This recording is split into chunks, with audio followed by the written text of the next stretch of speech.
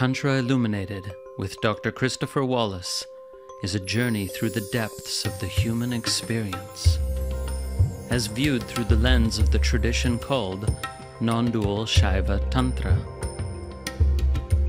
This multi-format podcast delves into the fascinating world of classical Tantra and its intersections with philosophy, neuroscience, psychology, human development, and the broader world of spirituality.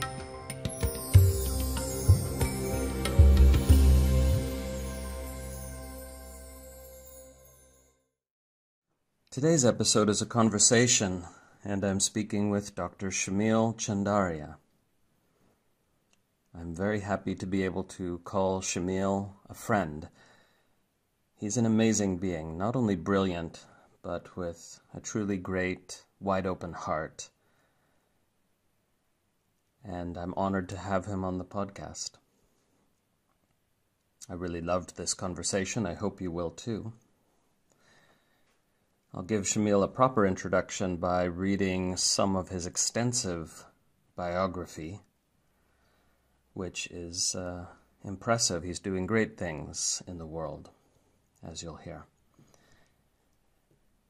Dr. Shamil Chandaria is a philanthropist, entrepreneur, technologist, and academic with multidisciplinary research interests spanning computational neuroscience, artificial intelligence, and the philosophy and science of human well-being.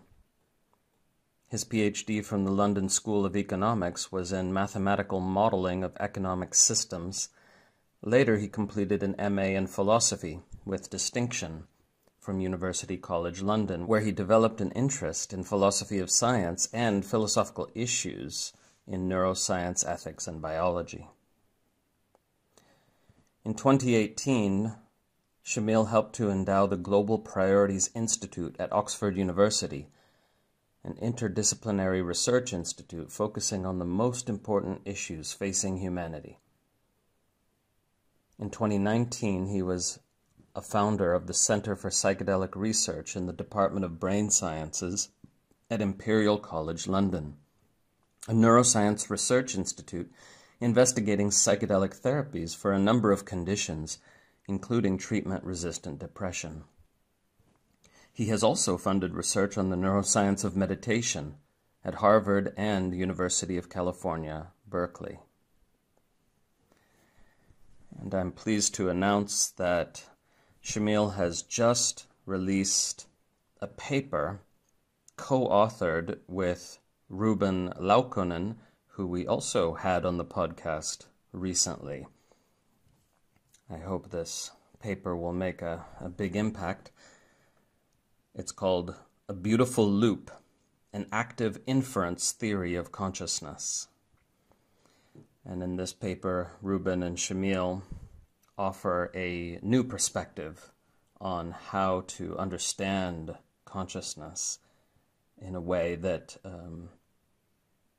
makes more sense of our first-person experiences in the realms of altered states, meditation, and so on. You can find the paper on the Sci Archive. We'll provide a link. So, exciting times in the study of consciousness as very experienced meditators like Ruben and Shamil are doing deep scientific work as well. And these two worlds are finally starting to truly come together.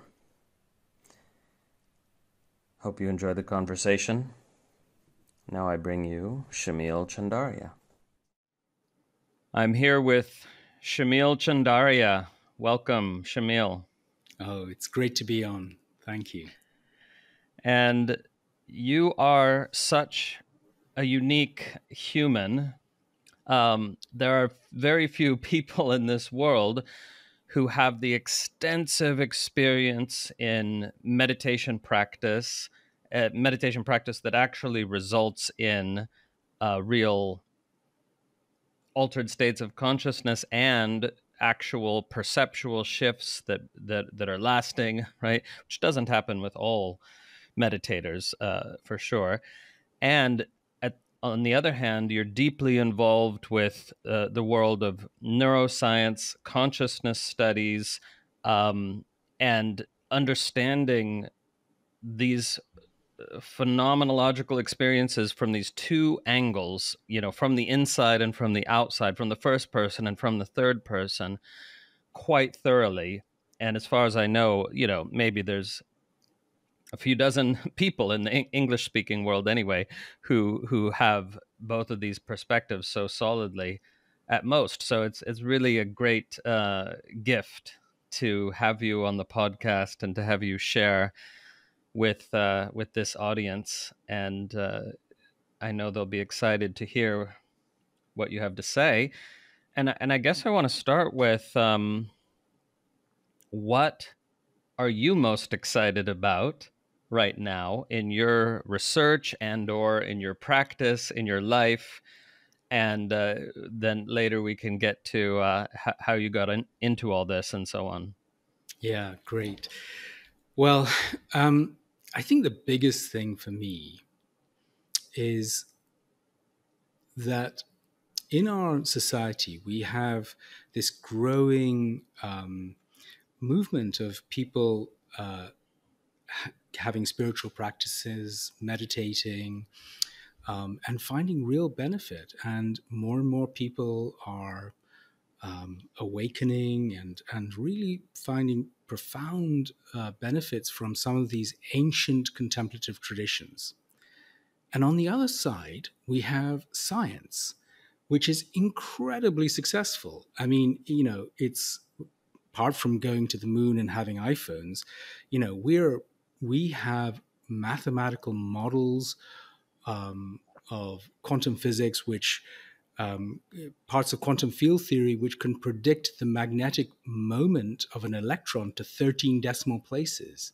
Okay, I mean, that is just so astounding. And yet, somehow, this spiritual dimension, where people find meaning and understanding in their experience and our scientific worldview seem to be disconnected. And we basically have a kind of cognitive dissonance. In the past, the philosophy of life that people lived in and their spiritual traditions were much more aligned.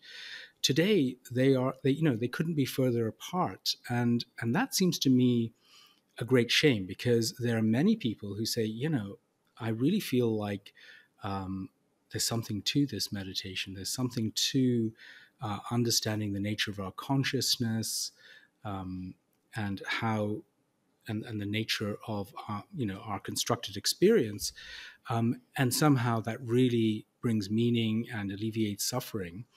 And yet, I don't want to be involved with all this woo-woo stuff. Maybe it's based on kind of some sort of magical, mystical stuff. And, I'm a hard-headed kind of person, and I want to not have this fundamental fissure in my cognitive appraisal of the world. And it seems to me that there are real bridges to be made here. And so I guess a big picture from my perspective is like, I've increasingly seen fantastic bridges from especially neuroscience, that connects this whole spiritual dimension with our latest understanding of how the brain works and our latest philosophical kind of pictures of that perspective. So, I guess that's the big thing for me. Yeah, so it's like in physics, the Holy Grail, right, is a theory of everything, or a unified theory that makes sense of both gravity and quantum phenomena within the same theoretical understanding, which has escaped physicists so far. And it's almost as if that's what we need in these uh, in these phenomenological sciences, if I call them that. That is to say, an understanding that makes sense of what we experience from the first person perspective, which, as you know, can include some extraordinary experiences of states of mind and consciousness that are like almost unimaginable to the average person, and then this third person perspective, the scientific study of what's happening in the brain and so on. And there's usually been a privileging of one over and against the other. And if there was some kind of unified understanding, there wouldn't need to be this privileging. And we see it all the time in the spiritual world, people poo-pooing science, as it were, and then the scientific world, exactly the opposite, Yeah. vis-a-vis the spiritual practitioners. So what are the inroads towards this unified understanding? What makes you hopeful that we are advancing towards that unified understanding Okay. that Well, makes sense of this? yeah, that's a great setup. So, as you said, there are these two ways of seeing the world. Our first person phenomenological perspective and the third person um, perspective of science, of neurons firing, what's going on in the brain. And there has been this very important gap between these two perspectives. It's called the explanatory gap, which is and it's actually related to a very deep philosophical problem called the hard problem of consciousness. Mm. And actually, no one's really been able to make a bridge between this kind of conscious experience and the neural goings on. Now, I would say that in the last 15, 20 years, we are beginning to really have the possibility of a bridge. It's not a direct connection, but it's a third thing that we can introduce. So this is a new area of neuroscience called computational neurophenomenology. And I'll kind of unpack that a little bit, but the computational comes from the fact that we're going to introduce a new part of an understanding, which is neither first person perspective nor third person perspective. It is a computational model of what is going on algorithmically in the brain. And it then gives us bridges to the brain because it's describing the algorithms that are being operationalized in the brain through neural firings, but it also gives us bridges, direct bridges, to the first person phenomenology because it specifically talks about the informational content of your first person perspective. It, there are specific homologs of what I experience in this computational model, and even what I'm paying attention to. So we can start to describe mathematically and in information theoretic terms about our experience. And there are a number of these computational models. A very famous one that has been proposed is called integrated information theory, which is trying to be a general theory of consciousness.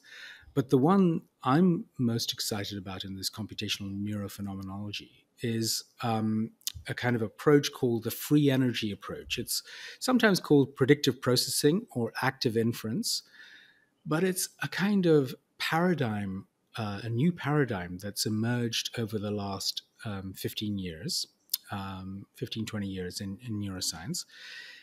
And it's a kind of, it's looking at what the brain's trying to do.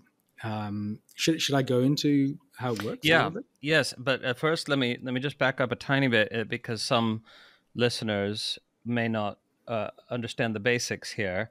So I'll just summarize the hard problem in the simplest terms, which of course is the question of why should there be conscious experience at all? Meaning to say, there's nothing in our biology that requires it. Like we have incredibly complex and detailed genomes that direct the behavior of the body. and why does there need to be consciousness, right? From a biological point of view, it's a mystery, right? Meaning to say, experience, like the an organism could execute its biological program without an experience of something that it's like to be that organism.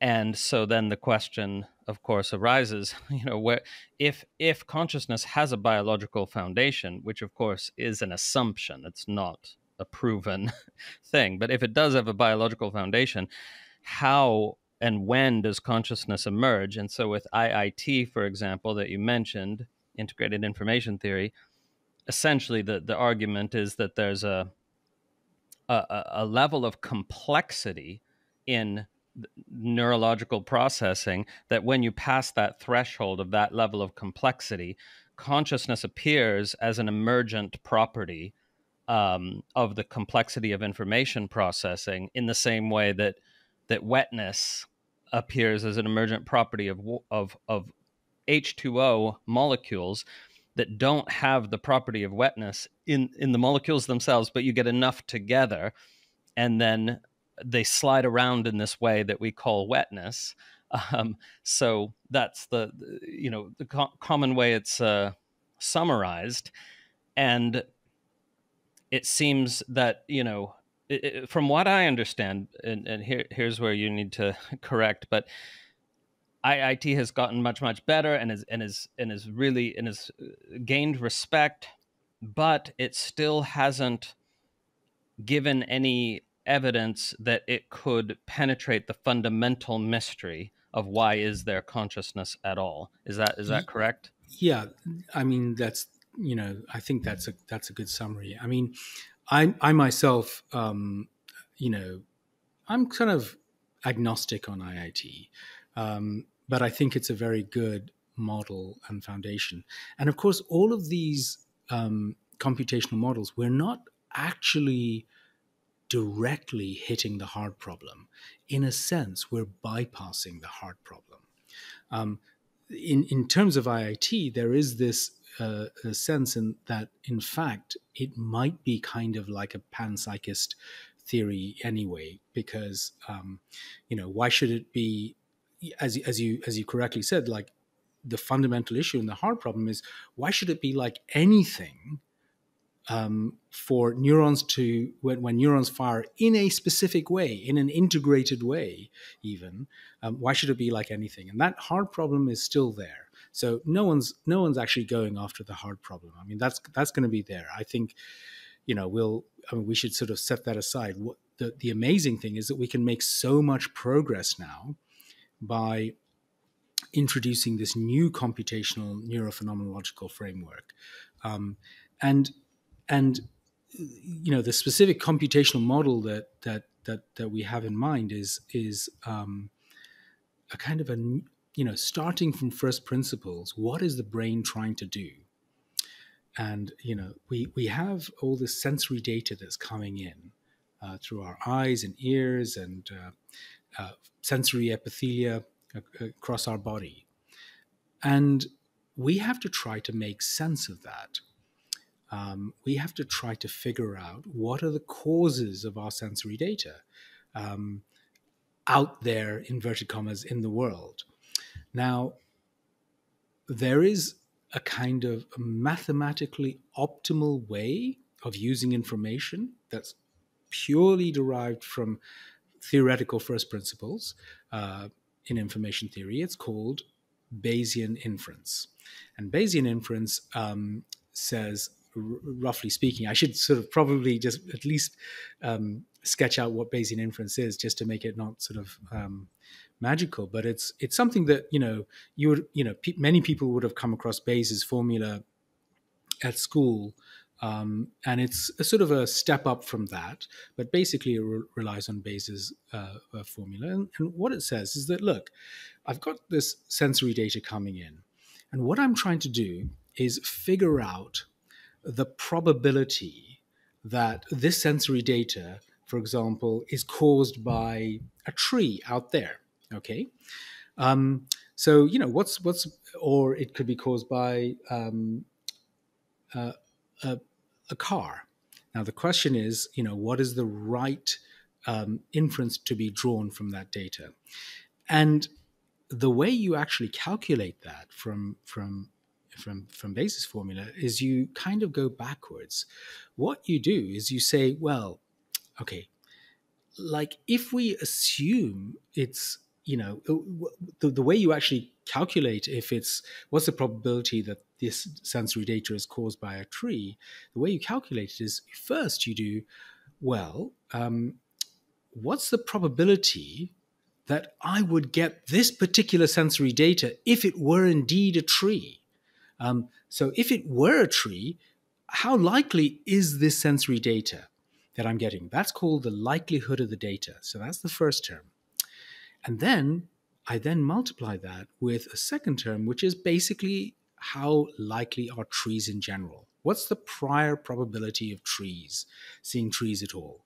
And that way, I can actually calculate the probability that the sensory data is coming from trees.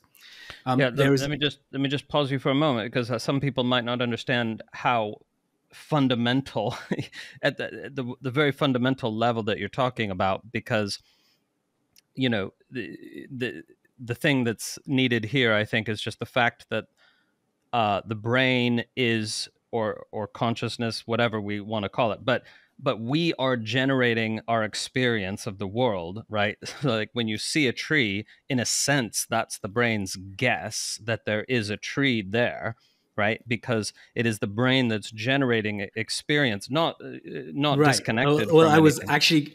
actually going to come to that, because Okay. we're actually going to, in fact, we're going to derive that. Okay. We're actually the data that you're talking about coming in, you say data coming in, but it's a lot of people don't get that data is extremely raw. It's not the data of a tree. It's the data that might be a tree. Exactly. Okay, sorry. So no, this is exactly right. I mean, as you say, the sensory data that we get is incredibly rough and raw.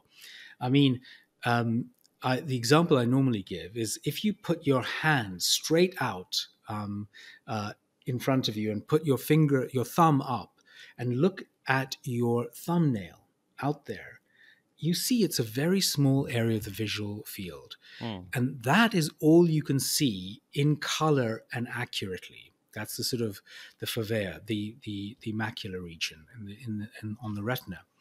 And yet, if I look around, I see everything in beautiful color, in cartoonish, with cartoonish definition. It all seems to be like just out there. And that actually couldn't be coming through your eyes, because you simply don't get enough sensory data. So that's a hint that, in fact, somehow we're not seeing what's coming through our eyes.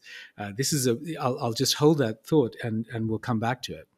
Now, in the basis formula, I actually just gave these two terms: the likelihood of the data, which is how likely is this data given that it's a tree, times the prior probability of a tree. Now, there's actually a third term, a normalizing term, a kind of constant that you divide by, which is, roughly speaking, how likely is this sensory data in general? And that kind of makes sure that probabilities add up to 1. Now, it turns out that in calculating that normalizing term, that sort of keeps probabilities, you would actually, if you did this formally mathematically, you would have to figure out every single hypothesis that this sensory data could come from. It could come from a tree, it could come from a car, it could come from a human, it could come from an alien spacecraft. In fact, there are an infinite number of hypotheses that it could come. And that clearly cannot be done. That's called, technically, this becomes something called computationally explosive. And so this algorithm, of course, is, we use the same algorithm in artificial intelligence and machine learning. So both in AI and in evolution, we can't actually compute Bayesian inference directly. So this is absolutely crucial. It's computationally explosive. So in AI and machine learning and evolution had to make a workaround. And actually, we end up using the roughly similar workaround as evolution figured out, and that workaround is called approximate Bayesian inference, sometimes called variational free energy inference. And the way it works is this: you say, well, okay, look, I can't figure out what's going on. I just can't calculate it out. What I'll do is I will, from being a baby, I will slowly train up my neural networks and get more and more ideas of what this thing could be. And let's suppose that I guess that it's a tree. Okay, I guess from my recognition neural networks, I'm guessing that this is a tree.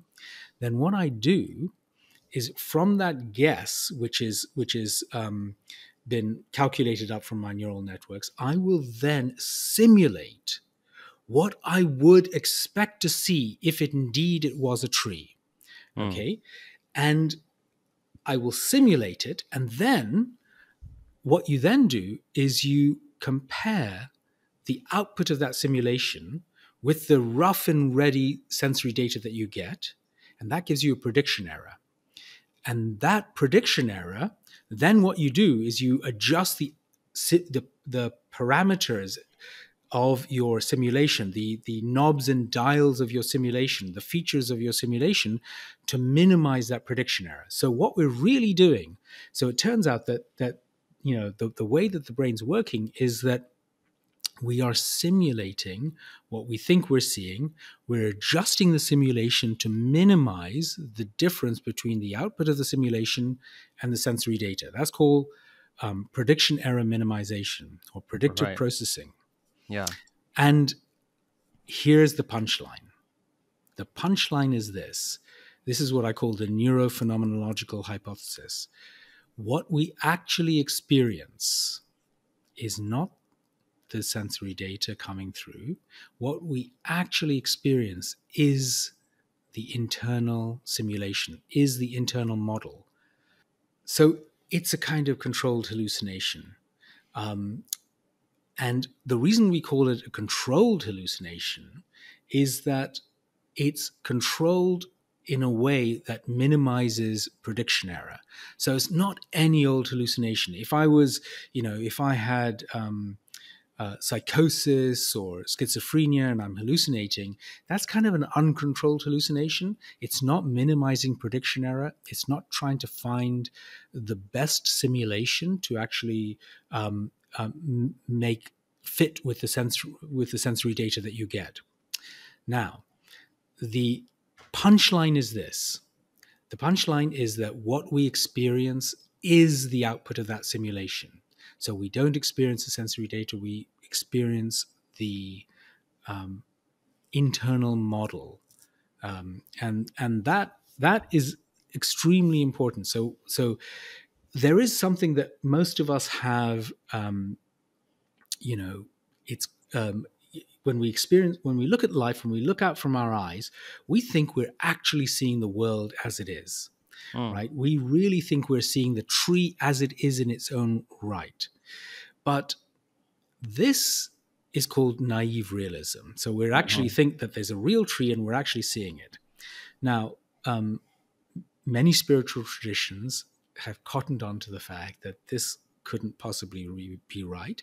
And in the Western philosophical tradition, that understanding amongst philosophers started with Plato in his very, very famous allegory of the cave, where he said, look, we think we're seeing reality, but actually we're just like prisoners chained in an underground cave, and someone behind us, there's a fire behind us, and there's someone who's taking cutout shapes, and we're seeing the sort of flickering images of the real shapes. And then, of course, in his analogy, a prisoner escapes and then actually goes out of the cave and sees reality as it is, and sees the sun for the first time, the real light. And of course, many people interpret that as a mystical experience. But that tradition from Plato 2,500 years ago actually culminates in this fantastic synthesis done by Immanuel Kant. And Immanuel Kant in the late 18th century essentially says that, look, we are living in our phenomenal world. The world as we experience it. This phenomenal world is a kind of a construction, and we construct it using certain basic concepts like space and time and causality. And we actually have no true knowledge of the world as it is in itself, the noumenal world. We're only living in our phenomenal world. So both East and West, there is an understanding that, in fact, our experience is a kind of mental construction. And we're beginning to understand how this mental construction works in the brain. And this is a kind of a revolution in neuroscience, because if you ask neuroscientists 20 years ago, how does the brain work? Most people would say, well, there's some data coming in from the bottom of the neural networks, from the sensory data, like eyes, the edges of the visual system and the auditory system, and it goes through these neural networks and processed up, and then eventually we figure out what it is. Mm-hmm. But it turns out that, in fact, that is exactly upside down. What's actually going on, according to our latest understanding of the computational principles of how the brain's doing this, is that what's really going on is that the brain has got beliefs and priors around what's going on. It makes a simulation. The simulation is quickly adjusted to minimize prediction error. And in fact, the data never goes up the neural networks. The only thing that goes up the neural networks is the prediction errors. This is an amazing thing. Yeah. And it makes sense of one very important piece of data, which is it's always been a bit of a mystery why there are about 10 times as many feedback neurons in the brain as feed-forward neurons. And now we understand why, because mostly it's a feedback system. Brilliant. Okay, so let me just put this in the simple language for those not familiar with these topics. And if I get it wrong, you tell me. So essentially what we're saying, and let's just talk on the level of the brain, and then later we'll relate it to the tantric theory of consciousness. But the brain is producing a simulation. It's as if we are all in the matrix, right? But we have common biology, so we're not all in a separate matrix, but each brain is creating a simulation of reality. And the simulation doesn't need to be accurate. It needs to be functional, right? This is part of what Donald Hoffman brought in, which we can touch on him, right. that the simulation has to keep us alive. It doesn't have to reflect what's actually out there, quote unquote, right? So it's mostly hallucination. It's mostly simulation. And in terms of like what's making it through the gates, right, through the sense gates and into this simulated experience is just the prediction errors, meaning to say when something that's coming through the senses clearly doesn't fit in the simulation, that's a prediction error. It's a surprise. Only the prediction errors are making it through the gate and thereby adjusting the simulation. So does that mean, can we say that, could we put a percentage on it? Could we say your reality is not 98% simulation or what? Well, like, how do we the thing is, that? It's rather than that, it's a co-creation. I use a Buddhist term of art, which is it's a dependent co-arising. It's a dependent co-arising. So the way we see the world is a kind of a marriage between our view, our beliefs, and the sensory data from the world. So, that's the best way to put it. It's a dependent co-arising. So it's neither just an independent simulation, nor is it just the sensory data. For example, and the weighting between the weight of the sensory data and the weight of the priors is actually determined by something called precision weighting. So this is a technical term, and roughly speaking, precision is the inverse of uncertainty or variance or standard deviation. So if you have very, very, very precise data, in other words, you can see very clearly that this is a straight line, you can keep looking at it and you get a lot of sensory evidence for that, it's going to have high precision weighting. And in the dependent co-arising that we talk about, we're going to weight that sensory data very highly, and therefore it can overrule some of the priors. It can actually make sure that your simulation really has to conform with that particular sensory data. So this is the way it is. It's best to think about it as a marriage between the data and your priors, and it's very sophisticated. Now, these precisions is where all the magic is, to be honest. When we talk about, many people will have heard of neuromodulators and neurotransmitters. Neuromodulators like serotonin and noradrenaline and dopamine, they are actually affecting, as when they're working as neuromodulators rather than neurotransmitters, they're actually affecting some of these global precision signals. In other words, they're saying, pay attention. For example, if there's a lot of uncertainty, if I'm getting a lot of prediction error, there might be a release of noradrenaline, norepinephrine in the brain that says there is a lot of prediction error, there's a lot of uncertainty. I'm not sure we have a grip on this. In other words, our priors don't seem to be getting it right. Let's increase the learning rate of what's going on. Let's try to really pay attention and learn from this and update our models.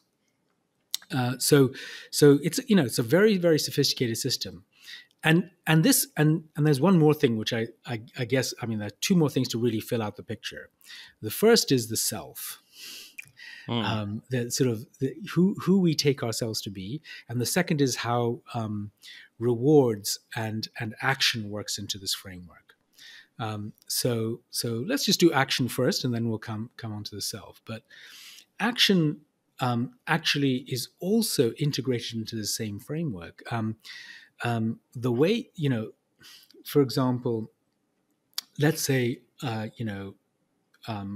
value an apple. I really want to eat it. It's going to give me some reward value. That's actually handled by saying that the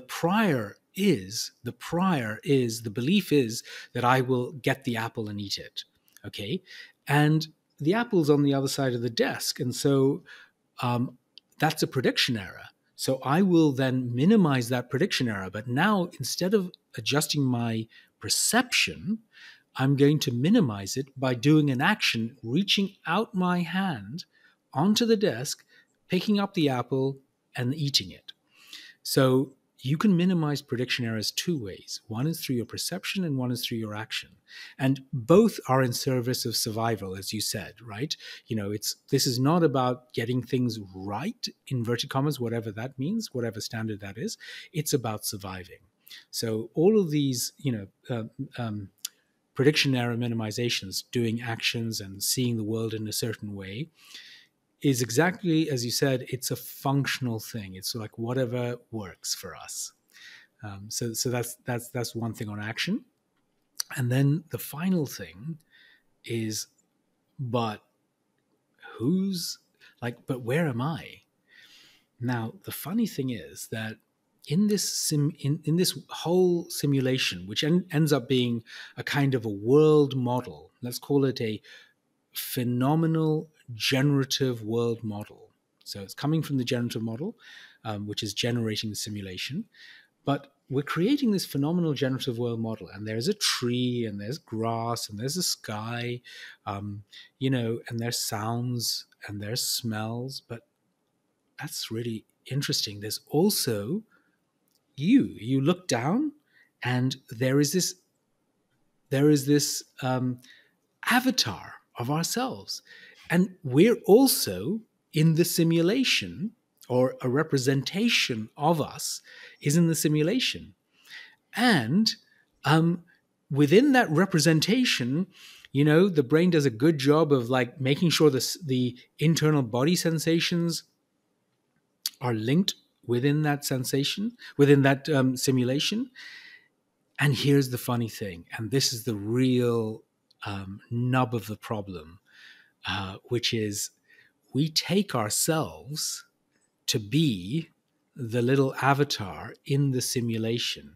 And in fact, if you ask people where they, where are you, where are you conscious from, they say, well, actually, I'm kind of somewhere behind my eyes in this simulation, or if you're from a more traditional culture, you might say, I'm from my heart area in this simulation, in this avatar.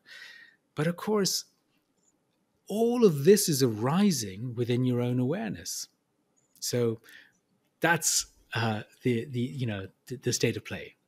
In other words, the creation of the avatar, which includes not just the perception of a body, but the feeling of a me, right? The creation of the avatar is itself a survival strategy for the biological organism. To have a sense of a me doesn't mean that there is a me. That doesn't mean there is a separate self. It just is something that was adaptive for the organism. Absolutely. In fact, it's absolutely crucial to have a representation of the self in the world model, because again, computationally, if I'm over here and the tiger is over there to my left, I need to figure out where I need to run to escape the tiger, and go over to the right and run up the tree. Now, you can't really do that unless you have where you are in the world model and what's happening to you. It's extremely important for your own survival, or whether something is hurting you. There's a pain, there's a thorn in your leg. So it's extremely important to have an agent model. And this agent model, it's sometimes called the phenomenal self model, includes various parts. There's of course an avatar, but there's also a perspectivity. When we look at the world model, we're looking at it from the viewpoint of essentially like our eyes. We are the coordinate center of our world model. But not just that, but there is a agent model that we think we are doing our actions. We are the conductor or the orchestrator of our actions. We also think we have this narrative story. There's all sorts of parts of this phenomenal self model. A social self, a narrative self, an epistemic self, a cognitive agent, a sense of perspectivity. And these are all kind of combined in this magical trick to make us have these wonderful simulations that are conducive to our survival. Yeah. And to go back for a moment to my overly simplistic question about like what percentage of experience is simulation and what percentage is derived from the outer world, which a term will come to problematize here in a bit. You were saying essentially that ratio, whatever it is going to be constantly changing. Correct. And it made me think of there's examples of very elderly people who have gone blind, but they don't know that they've gone blind. We're talking about people who are staying in their same house that they've always lived in. And some there are documented cases of these elderly blind people who are having the same visual experience of their house that they always had. I don't know if you've seen these studies. They navigate the space and they're seeing, if you ask them, they say, yeah, I see everything. But if you go in there and move the table, they will run into the table because they're only seeing the visual field that their brain has learned to generate of a very familiar environment. And so we know, and there's an example of somebody whose whose simulation is 100% of their experience, at least visually speaking. Okay, that's a great example. I actually don't know about that. I'm going to check it out now. But certainly a predictive processing explanation of that would be very apposite, because essentially what's happening, this ratio that we talked about, precision weighting. Well, what happened presumably is that the sensory data became very, very noisy until it basically became totally random, or zero, in which case it wasn't very precise, and therefore the precision weighting of the data is very low, and the precision weights normally add up to 100%, right? So, and the Right. precision weighting of the priors are very high, and so they're going around essentially just living in their internal simulation, not being adjusted by the data at all, because it's being effectively down weighted in that combination process.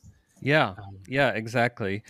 And this also explains why if we encounter some very unfamiliar situation, we do sort of come alive more, and all the senses get more vivid, right?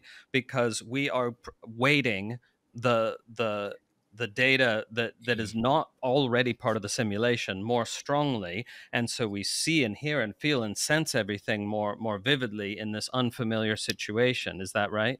Absolutely, absolutely. And of course, meditators may recognize that, after your morning meditation, if you were to take a walk and be in a very mindful state, everything might appear sharp and beautiful and fresh and interesting, and low level sensory percepts are now a part of your visual gestalt, your conscious gestalt.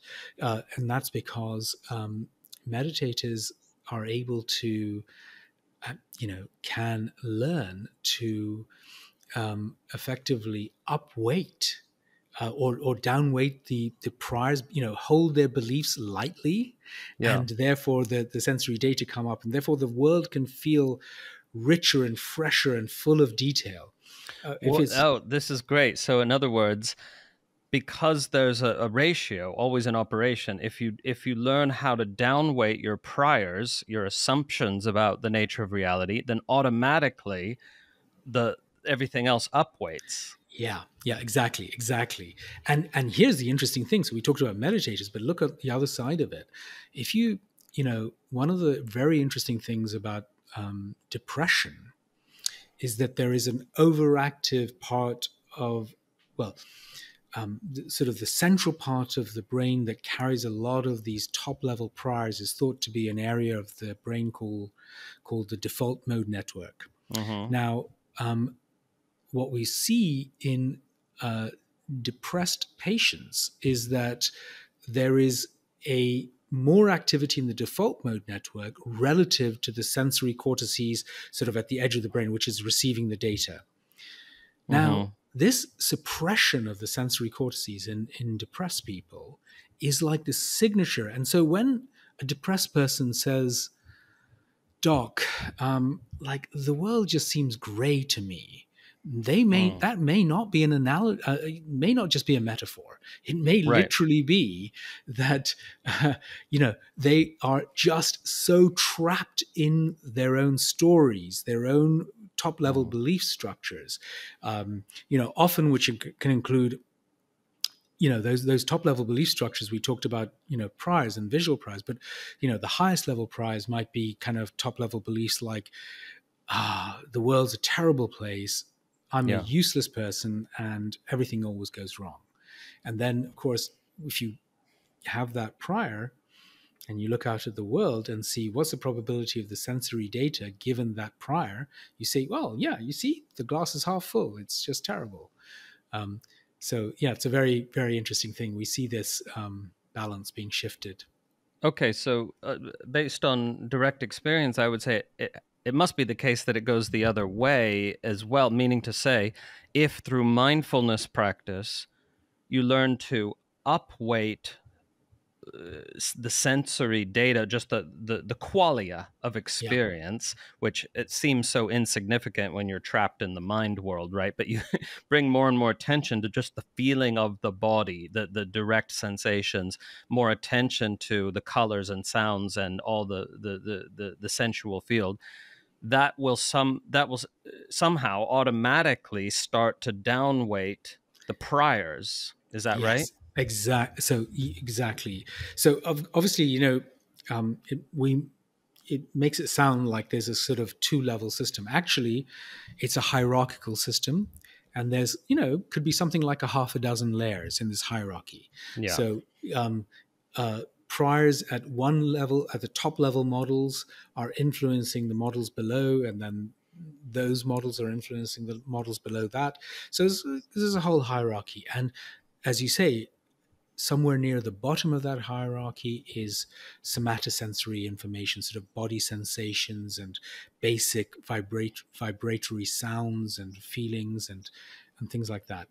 And if we learn to pay attention to low-level phenomena like body sensations, like the breath of the nose, like um, the details of the visual system or taste, we are effectively taking, you know, enriching that aspect of, we are shifting our conscious perception to heavily upweight these low-level sensory percepts. Now, Right. as you say, like, the important thing is it reduces the impact of the top-level belief structure, the top-level priors, but that is very important for several reasons. Our basic habits of the world, seeing the world, are encoded in these top level priors, like the world's a rubbish place and I'm a useless person, or you know, however we kind of typically see the world.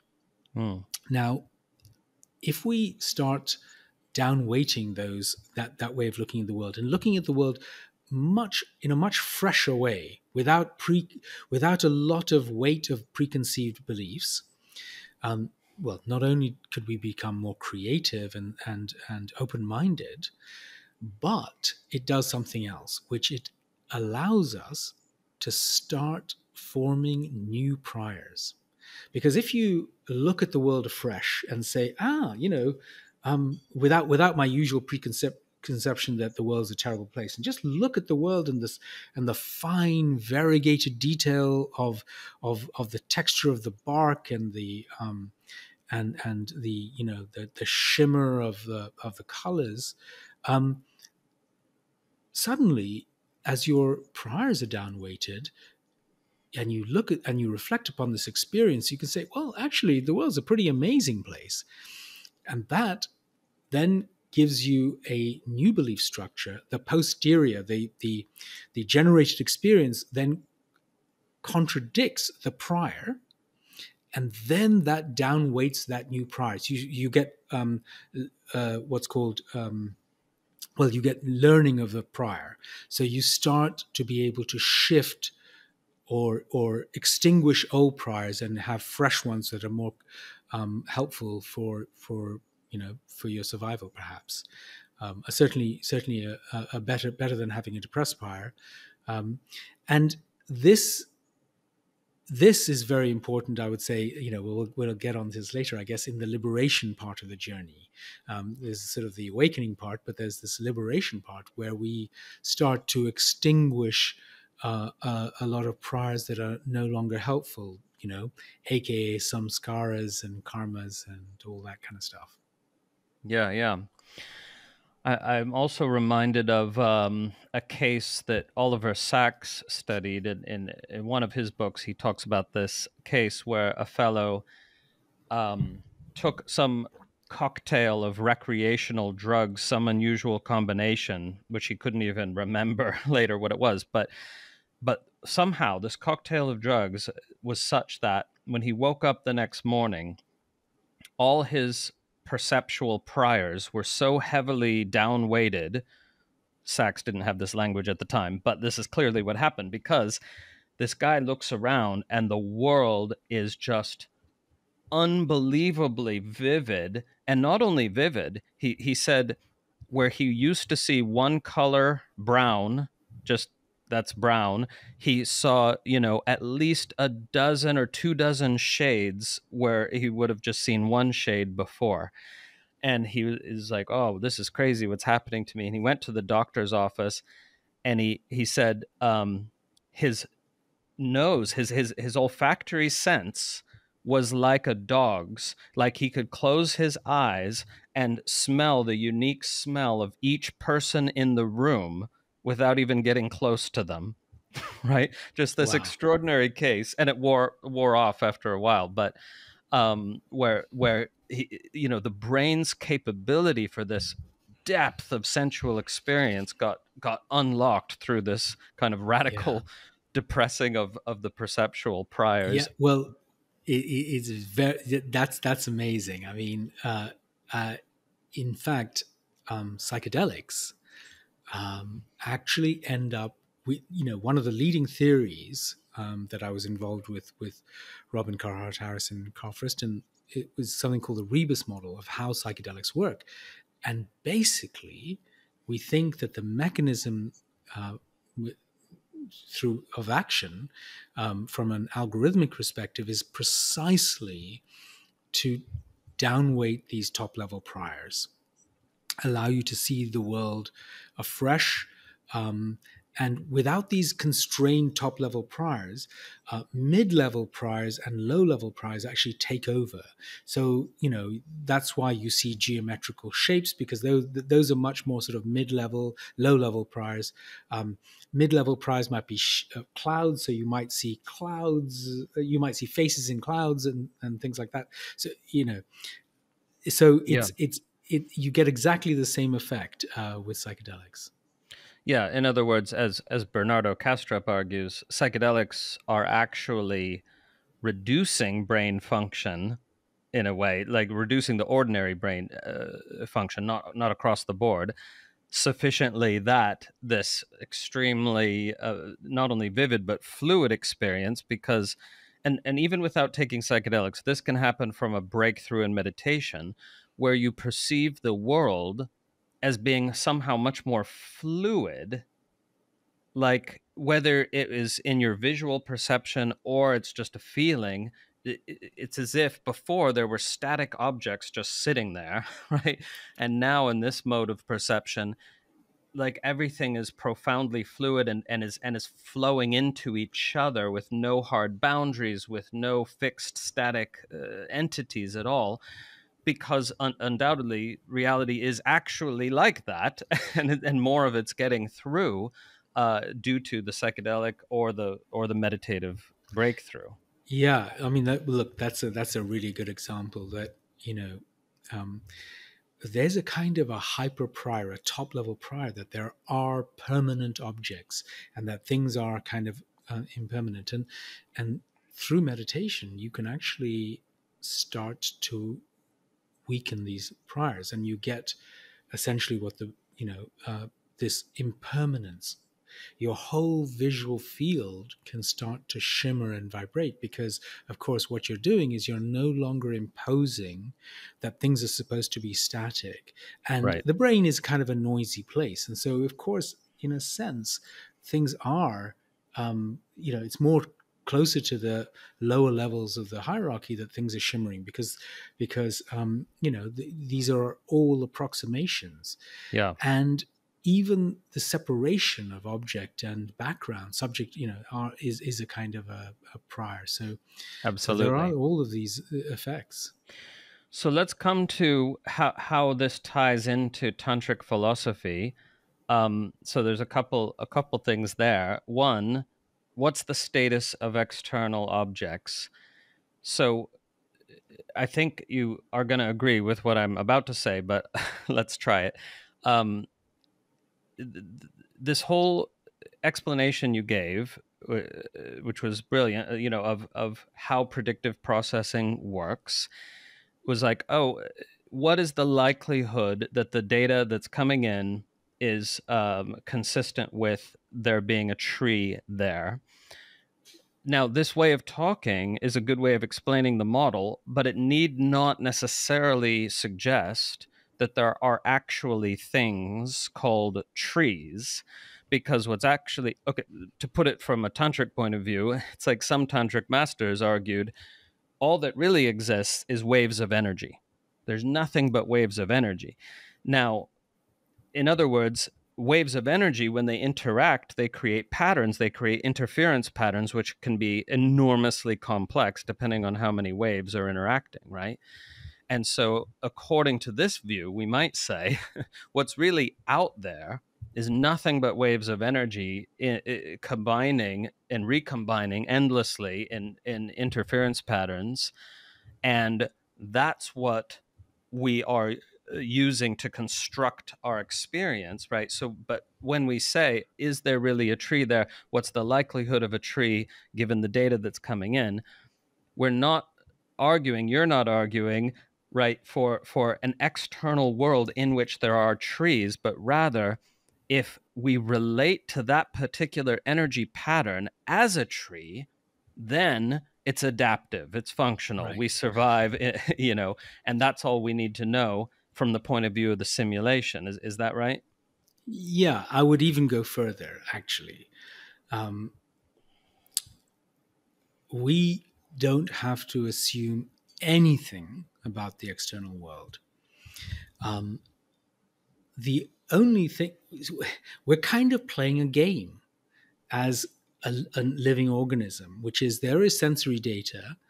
If I react to it in a certain way, I survive by eating the apple and escaping the tiger.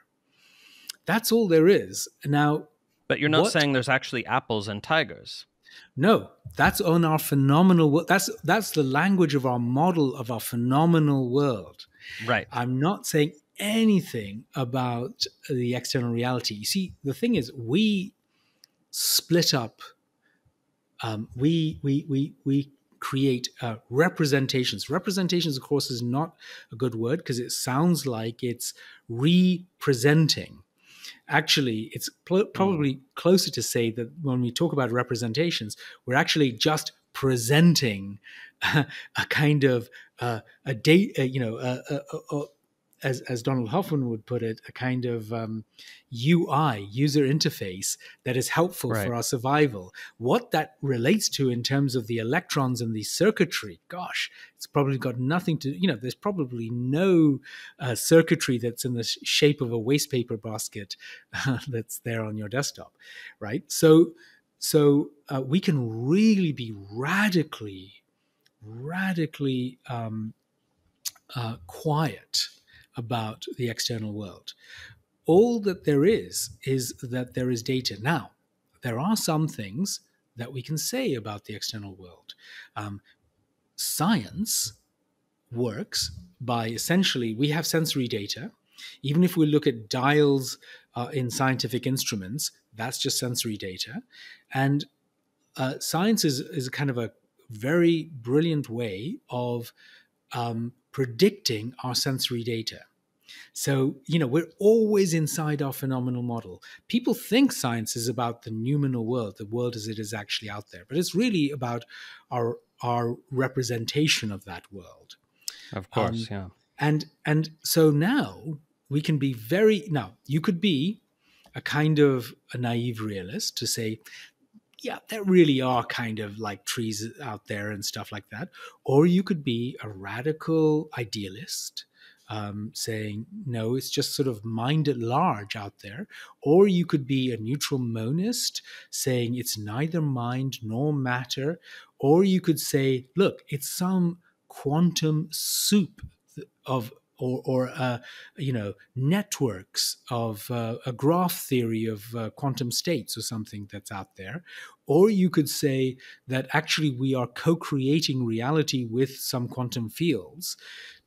All of that is compatible with this approach. We are being entirely silent. I would say that this is very metaphysically humble. Yeah. And this is something I want the listeners to understand, because a lot of people think that science has basically worked it all out. I mean, it's a misunderstanding, because physicists say, like, we have a standard model and it works, and it does work for most things. But to say it works just means that it makes sense of the movements of fundamental particles and forces in such a way that they can be predicted, right? Right. But none of that gets us to the very bottom, gets us to the root of reality whatsoever. So it's wonderful for especially meditators and spiritual practitioners to know that the mystery is still untouched. It might always be untouched of, like, Yeah. what Right. actually is reality. To analyze subatomic particles and give them names and call it matter, call all those particles matter, doesn't tell us what matter actually is, and indeed nobody Yeah. knows. Well, I would say that, um, particles, electrons, quarks are just models, are simply models that we make. Yeah, Those mental models, models. yeah, they're models that we make, and they're useful models. Why? Because they allow us to predict sensory data. I mentioned that we can predict through quantum electrodynamics, we can predict the magnetic moment of an electron, the anomalous moment of an electron, to 13 decimal places. What in the end, someone is looking at a computer screen or a dial or something to say, well, some numbers appear, or some dial moves up, the screen. And so ultimately, it's all cashed out in our phenomenal world, right? It's all cashed out through what we can experience. We can experience numbers on a computer screen. and Yeah. and so this is the thing. However, I would say it is a shockingly, amazingly damn good model so far, and it allows us to get things like iPhones. So one of the things that we For better say, and for worse. right, and I better say Android phones as well, right? And for so what it means is that it's pragmatically good. In other words, you know, in a sense, philosophically, I think that this whole approach has a lot in common with pragmatic philosophy, which is representations that allow us to survive are good representations. And some of our scientific models allow us to survive and go to the moon, and therefore they're useful representations. So good or useful representations are ones that predict sensory data, that allow us to survive, that are economical and parsimonious. So this is Occam's razor.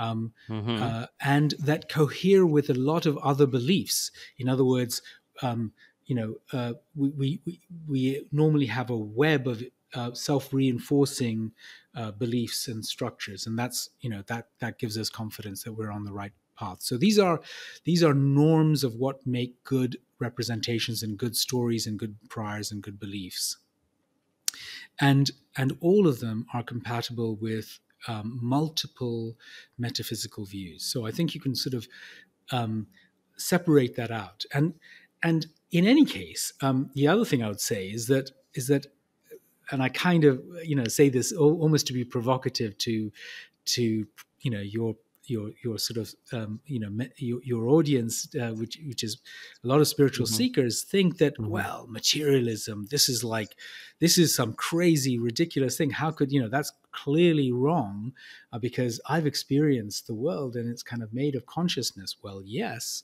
your experience is indeed made of consciousness. Congratulations, you've started to wake up to your generative model. You started to wake up to the fact that, in fact, this is all a mental construction. But it doesn't yet tell you anything about the nature of ultimate reality. And then further to say that most people's idea of physicalism, I mean, I'm not a physicalist, but most people's idea of physicalism, or what used to be called materialism, is some sort of impoverished 19th century view of what materialism was, billiard balls banging into each other. But, physicalism is roughly the thesis of like, that reality is something like what our deepest physics is pointing to. But our deepest physics is pointing to, well, we don't know what. We don't know what these models, which are electrons and quarks, are made of. If they're made of anything, it's kind of mathematics. And so it's pretty much as mysterious. Physicalism is, in fact, just as mysterious as any other kind of metaphysics. And this comes to the notion of reality as being fundamentally information, like pure code, which is also in the tantric tradition. Remember, I think I told you this before, that the theory in Tantra that we can understand reality as permutations of matrika, of a fundamental matrix that is information, actually. Right. Well, okay. So first of all, I'm going to do the interesting thing and push back against that as well. Great. Of course, I am deeply, like, information theory is like at the core of what I think is useful. But I would say rather, I think information is a very good lens, but I would rather say that information is yet another lens to look at reality with. If you like, information supervenes on reality. I'll explain that term because it's a technical philosophical term. When some macro layer supervenes on a subvenient layer, on a micro layer, what it means is that there can't be any change in this macroscopic or supervenient property unless there's a change in the microscopic underlying subvenient properties. So what that means technically is that there is ultimate reality. Let's be entirely neutral about what that ultimate reality is. One lens that we can look at is that it carries information. For example, to use your example of that it's sort of waves of energy or patterns of energy.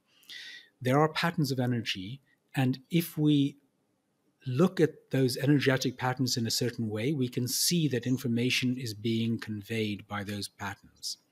Mm-hmm. But it's not right to say that those patterns themselves are made of information, because that's a little bit like saying something like this, that this cat has a smile, and just like this famous Cheshire cat who disappeared and the smile remained, which is ridiculous. It can't be that the matter the energy waves disappear and that just the information is there. The information is a kind of a description about the patterns that are there.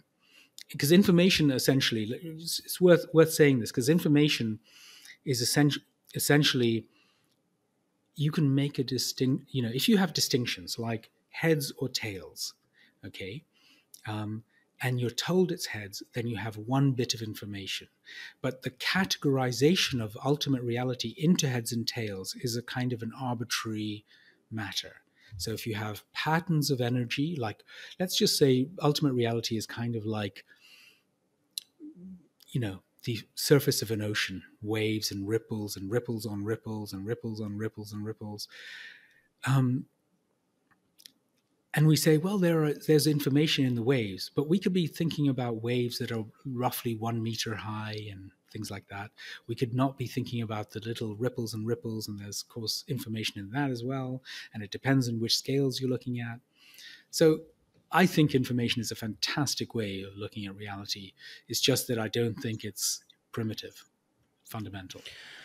Yeah, I mean, it depends how you're defining it, right? Because I think my sense, we can't know for sure, but my sense of what the Tantric masters were saying is that when they're talking about reality as fundamentally code or information, and when they're talking about reality as fundamentally waves of energy interacting with each other, that they're saying the same thing, that it's that those aren't two different competitors for the ontological primitive, right? But they're just different ways of talking about that which is flows, it flows in patterned ways, it flows in and onto itself in patterned ways, and those patterns could be describable in terms of information, but that's not to say that Right. they need to be.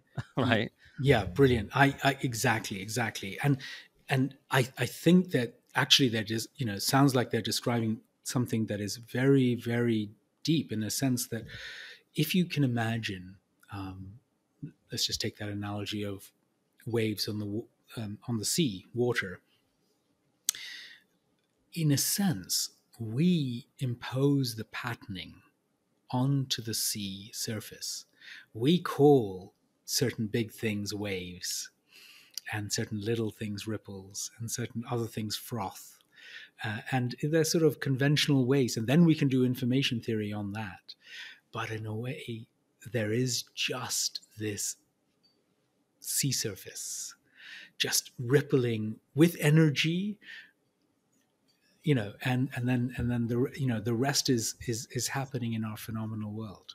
Yeah, the conscious experience of it is as pattern, but it's not to say that even that is the absolute fundamental, right? The ontological primitive. In other words, we don't need to posit an ontological primitive, and if we did, it would probably always be speculative, right? Yeah, yeah, And yeah.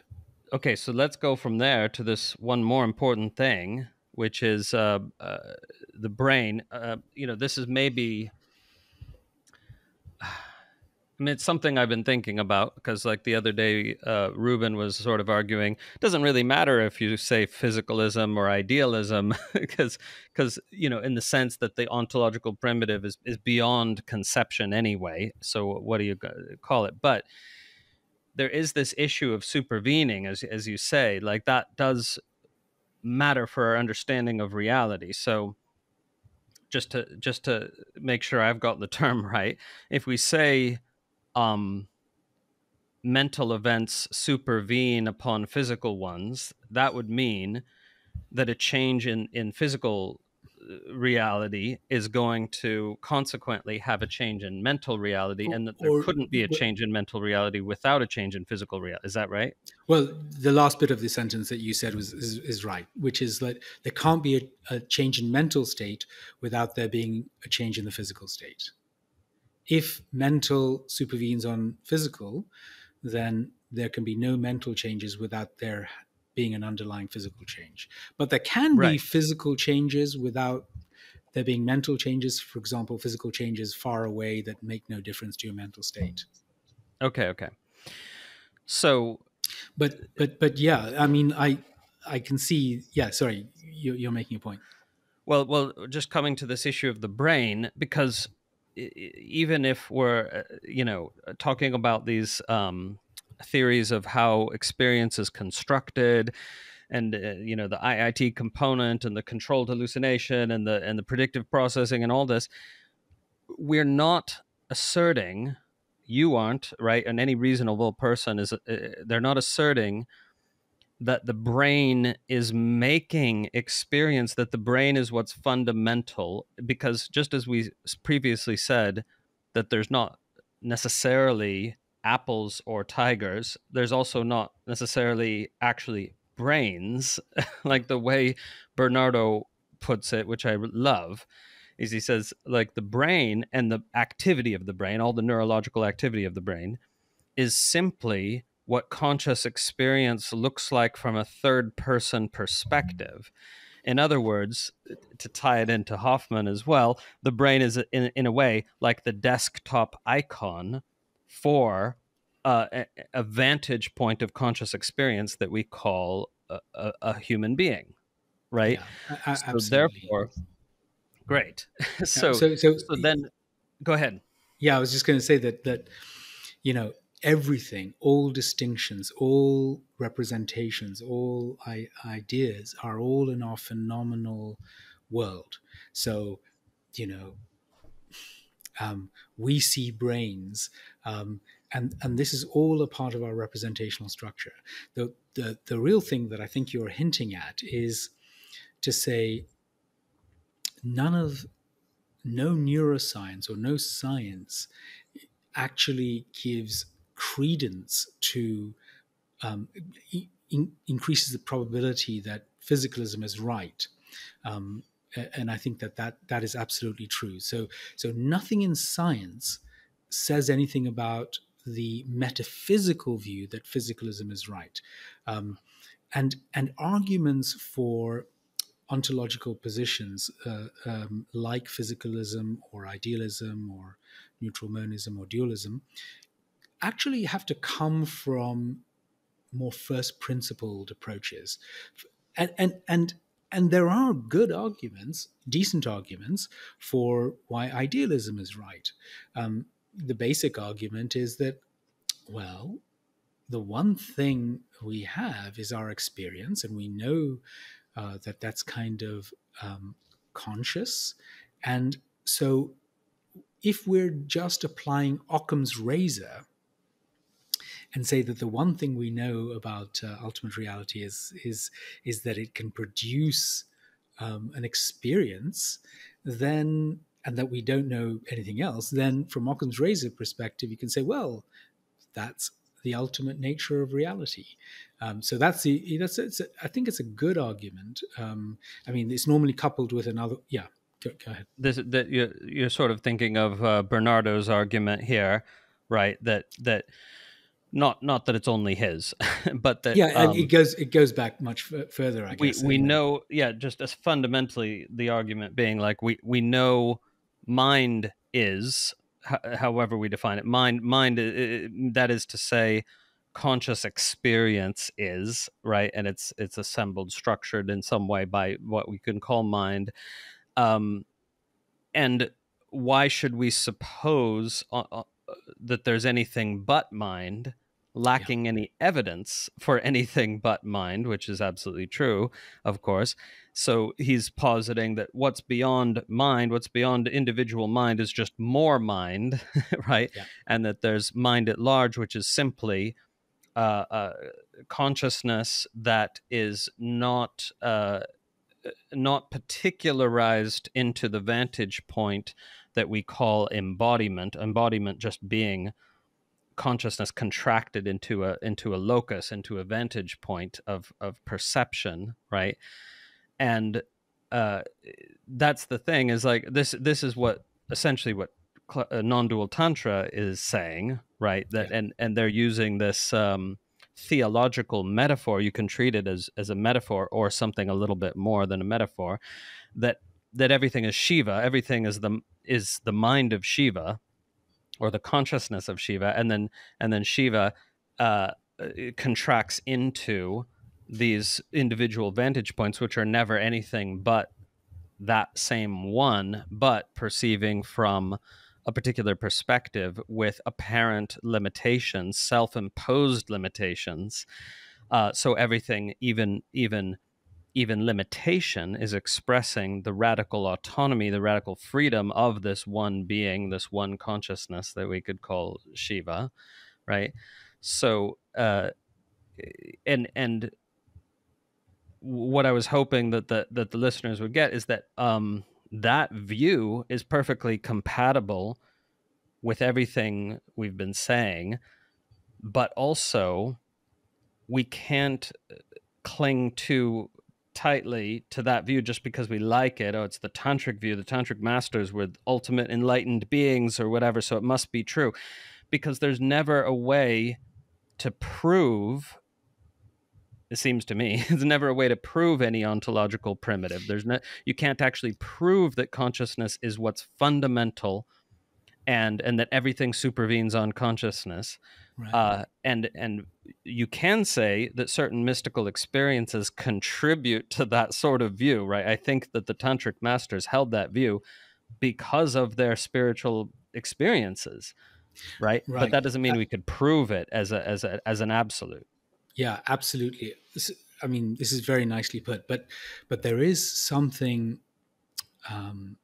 There is something that we can actually gesture towards, which I think really gets at the heart of mysticism and the tantric view, which is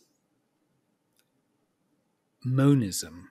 So the metaphysical positions generally can be monist, that there is only one ultimate reality, one substance, or dualist, or animist, even more than one, two. And dualism has a fundamental problem, which is that if there are two types of reality, for example, physical and matter and mind, how would they ever interact? You really have a problem of bridging. And that was a problem for Descartes, and it's still the fundamental problem for dualism. I would argue that the basic mystical insight is an insight into monism. There is only one ultimate reality.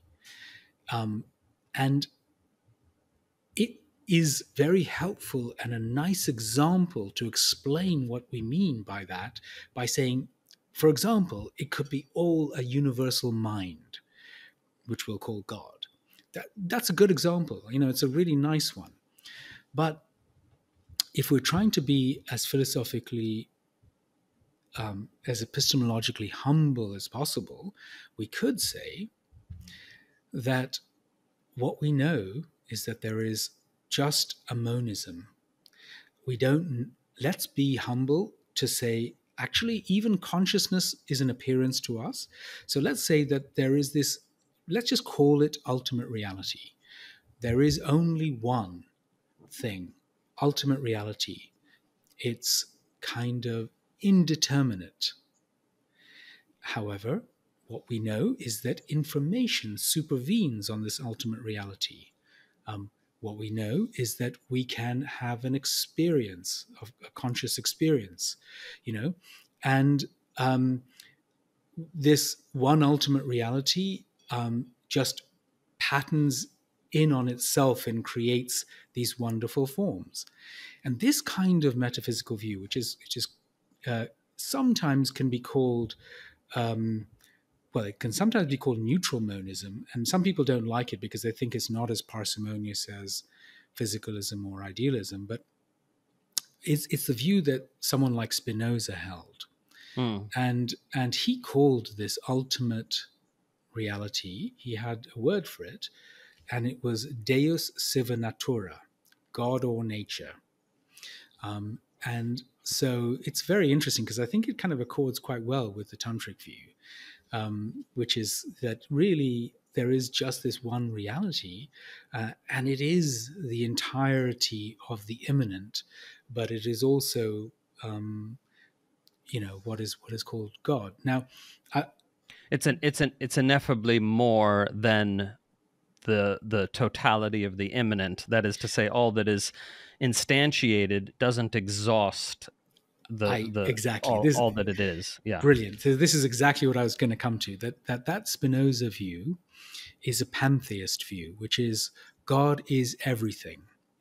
But I think that the tantric view, as you just described it, goes a step further, which is that it's panentheist, which is that everything is in God. So whatever this ultimate reality is, the immanent world is just a part of that. Everything is in that, or is of that, and that sort of that's I think an important distinction. But it still can be essentially, you can still take a very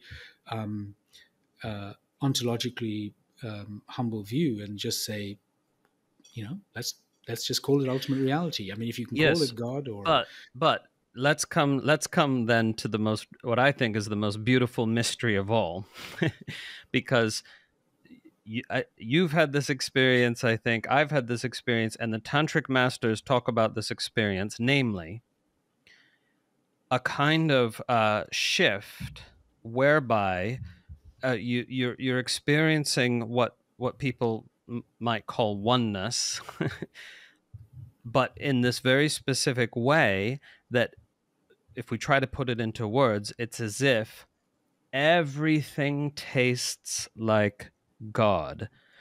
Or if your background is Buddhism, you might say everything tastes like Buddha nature.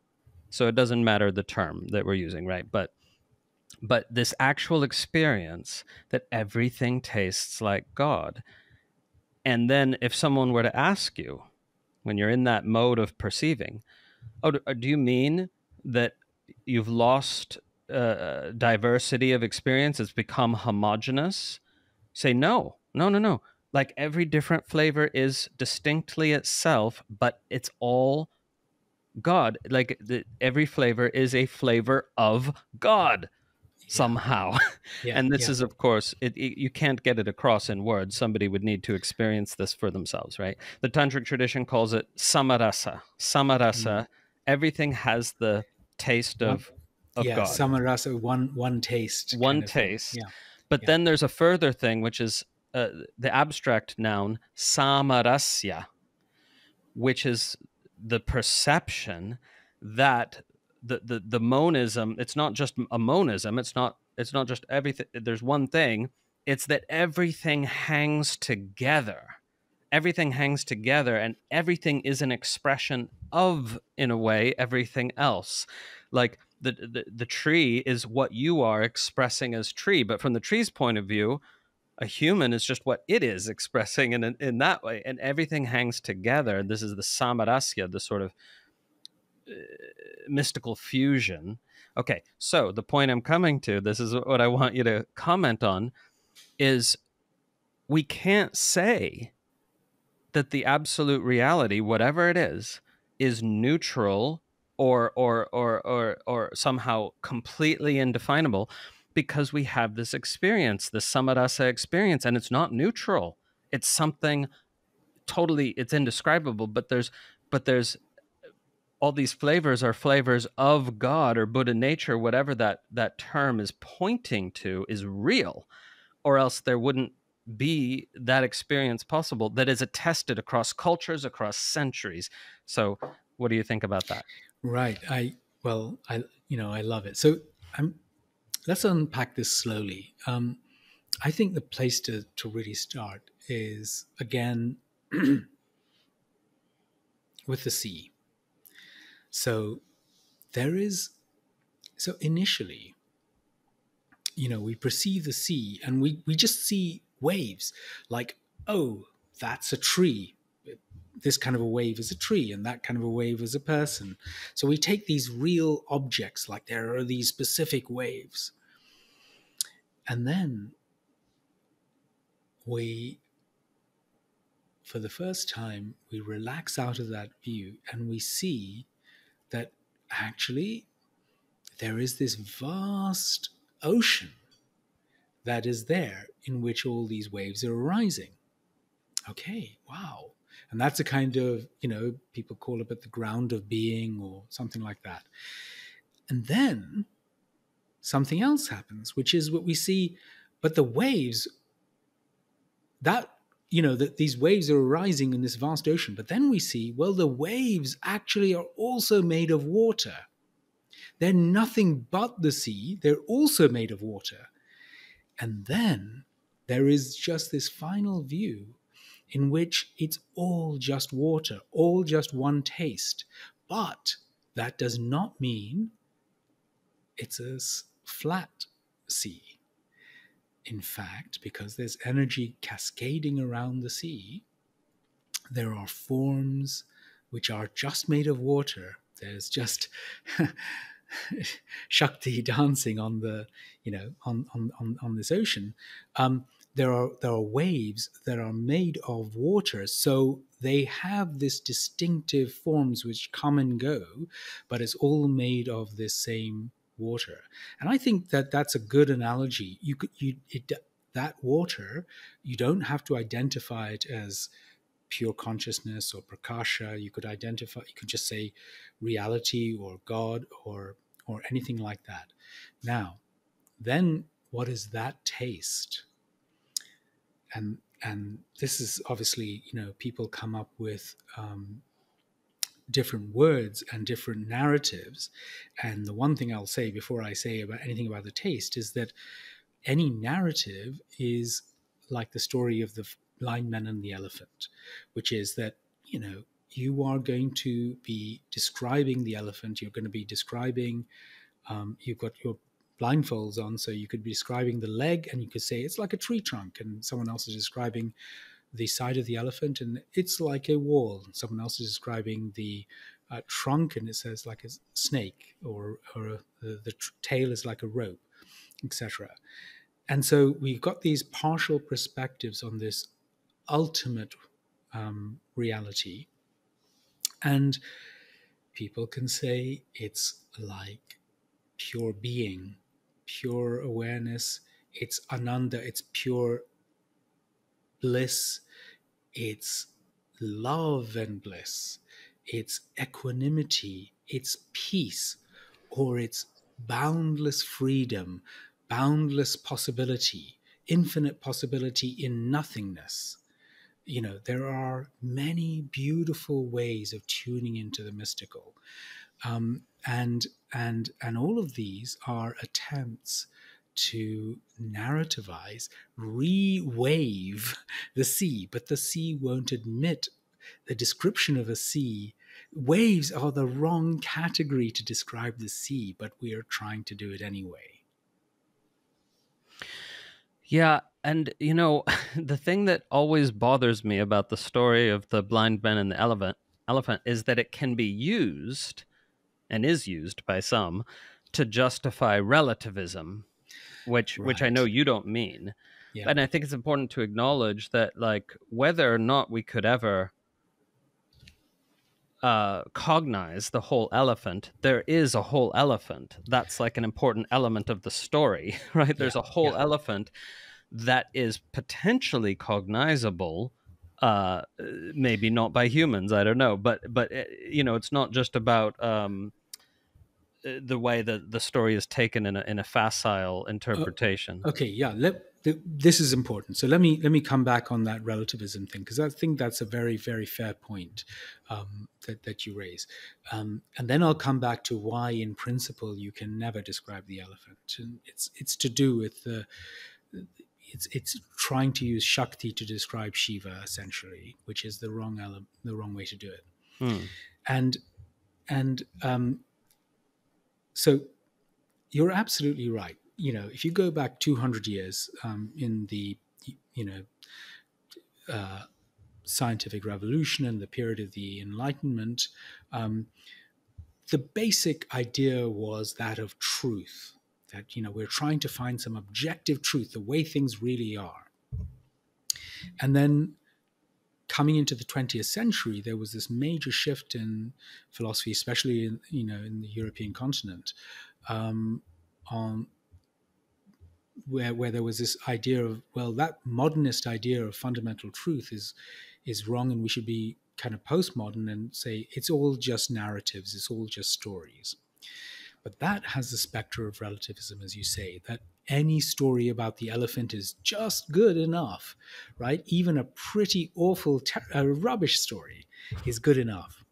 Now, we then, during the late 20th century and up to now, we've realized that no, there kind of needs to be this Hegelian dialectic between the modernist view, the postmodernist view, and now we come to a metamodern view, which is a kind of a synthesis between the modernist and postmodernist view.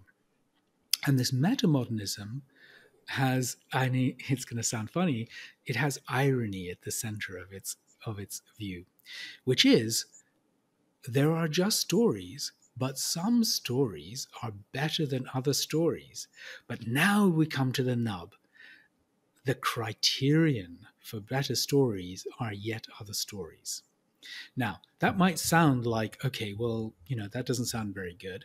But, for example, let me give you the criteria for good stories, for example, that many people might agree on. Stories, narratives, or beliefs, in another word for stories, beliefs that cohere with other beliefs are good beliefs. In other words, if you have this massive, coherent, self-reinforcing web of beliefs, which all cohere, well, when something coheres with that massive web, it's a criterion in favor of that story. Another criterion for a good story is that if this is a good story or good narrative if it helps me predict my sensory data. In other words, if it has empirical value, then you've got the whole of science. A third criteria is uh, if it's economical and parsimonious story. If it doesn't include all sorts of extra things that are not necessary for the story. So if it's simple and a very simple story to explain a wide range of phenomena, that's a good story. Another one is that it's a story that allows us to survive. It has pragmatic value. So there are all these decent ways of couching, but what I've just told you is yet another story. In other words, so when we come back to the elephant and the blind man, what it says is that, yeah, there is just the partial descriptions of this elephant, or just, trying to use waves to describe the sea, which is never really going to work. But some stories are actually really good. They can be conducive to human flourishing. They can allow us to survive. They can cohere with a lot of other beliefs, like science, with science. They can be very economical and parsimonious, Occam's razor. They can be just very neat. So, for example, the story that I told you around the phenomenal generative model constructed in the brain, which is an internal simulation, which explains all of this neuroscience data now, and explains kind of how we end up awakening from our state in the matrix. We awaken into our phenomenal generative world model. We become lucid within our phenomenal generative world model. This is a very economical story. Yeah. So this, as you probably know, this ties in beautifully with Abhinavagupta's teaching, right, where he's saying you can't throw out stories like we are compulsively storytelling creatures. And so he says what you need to do is called, in Sanskrit, vikalpa samskara, refining and refining and refining the story, the conceptualization, until it becomes what he calls shuddha vikalpa, a perfected conceptualization. Not that it can actually be perfect, but it's just a term of art, right? And what is it that makes it a shuddha vikalpa? What is it that makes it a highly refined or perfected conceptualization? It's that it aligns with the deeper nature of reality, which is fundamentally unknowable. And how do you know it aligns? Because it produces in the one who has this refined conceptualization that state which we subjectively experience to be our most natural state, a state of freedom, a state of openness, a state of willingness to be with and meet reality as it is, a state of lack of any separate self, no need to have a center to experience. And all of this, and more words could be said about it, but it for the one who experiences that shift into that mode of being, it absolutely feels like this is our natural state, and you couldn't convince them otherwise. But of course, from the point of view of discourse, you would have to say it's just a story being validated by another story. But for the one who undergoes the shift, like Abhinavagupta says, you could theoretically go from Shuddha Vikalpa to Nirvikalpa, not as the other schools use that term, but here the term just meaning free from the need for story. But you couldn't jump there. You had to get there through refining your story. And then you land in this freedom from the need for story, which is another way of saying you just don't know, and you don't need to know. Like everything that you need to know is in the body, like how to survive it, the body knows, and then the mental space becomes this sky-like space, it's said, this pure sky of awareness, because you know that you don't know, and you no longer need to know, so there's no problem. And some rare people apparently magically do jump there, but but Abhinav Gupta's advice, I think, is good for most of us, that there must be refinement of understanding, and that's the path in a way. I I really love that. Actually, I really love that. So let me reflect that back in my language, which is, I think this is saying, well, actually, there is a kind of way, a criterion for what is a good narrative. And that is, if it's a pointing out instruction that is so good, pragmatically effective, that it points you to a direct realization of the elephant, of the sea. In other words, this famous Zen story of pointing to the moon, you Mm. know, it's a good pointer if actually you end up getting an experience of the moon rather than just the finger. And I love that, because in a way it's sort of jumps out of its own framework. Mm-hmm. And in a way, I also love that, because I often say that good stories are beautiful stories, but I also wonder, like, what do I mean by beautiful? But there is this sense. It satisfies, a beautiful story satisfies something deep inside us, right? And this is, should the vikalpa could be translated as beautiful story too, Right, right? right, lovely. But there is something past that, as you say, that's not.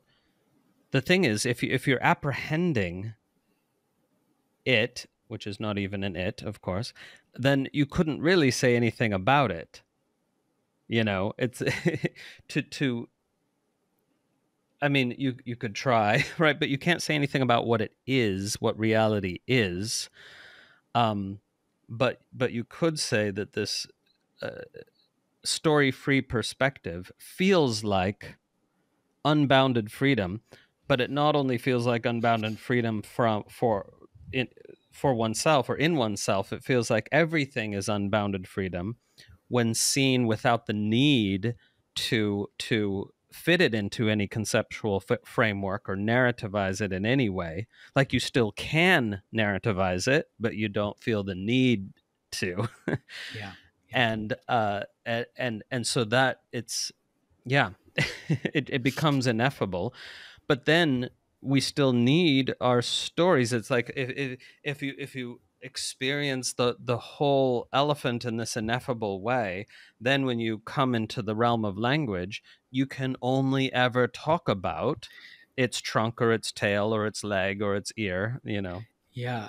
Beautiful. I love that. That's so lovely. And let me just continue to say that, like, you know, so there's one reaction that says, well, then the best thing is to be silent.